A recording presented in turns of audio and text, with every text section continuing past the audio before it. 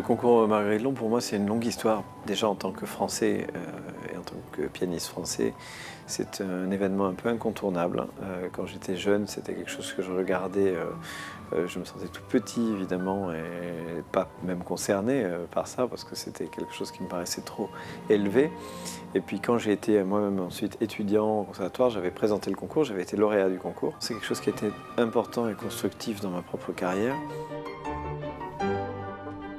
Le concours Marguerite Long, c'est vrai, représente pour nous une grande forme d'histoire, aussi pour moi particulièrement parce que mon professeur au conservatoire, Aldo Ciccolini, a été un des premiers lauréats de ce concours et il nous a toujours parlé de ce concours comme un événement dans sa vie très important puisqu'il est venu d'Italie passer ce concours et que finalement il n'a jamais quitté la France. Je crois que les concours se distinguent les uns des autres par eux-mêmes, n'est-ce pas? Je ne pense pas que ce soit une volonté tellement affichée d'une organisation qui voudrait faire systématiquement quelque chose de différent que de l'autre.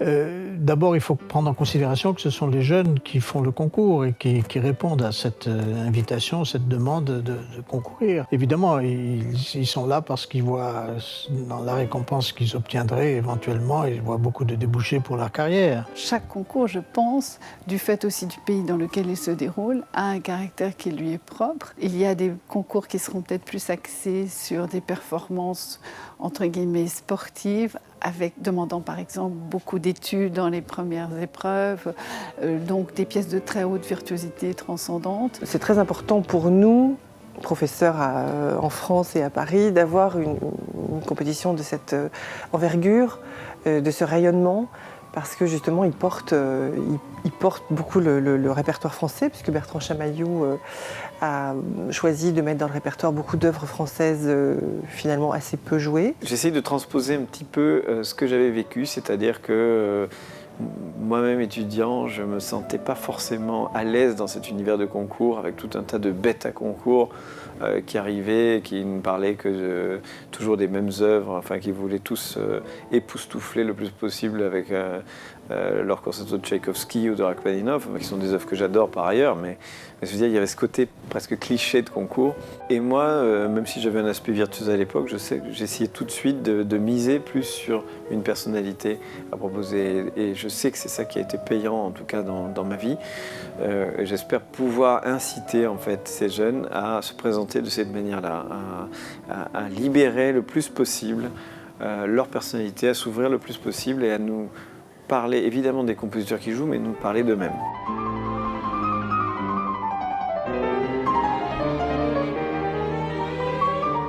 C'est Bertrand Chamaillou qui assure la direction artistique, donc il a vraiment eu une idée artistique de conception à la base pour concevoir donc le programme demandé aux candidats et l'esprit dans lequel les différentes épreuves vont se dérouler. L'ADN du concours, c'est aussi la France et c'est une manière aussi pour les candidats qui se présentent de découvrir un petit peu plus cet univers de la musique française en venant à Paris. Comme ça, certains viennent des États-Unis, d'autres viennent d'Asie et c'est une manière de venir un petit peu sur les traces des grands pianistes français, de se baigner, de s'imprégner un petit peu aussi de cet esprit français. C'est une compétition qui, j'espère, perdurera maintenant avec un esprit bien particulier.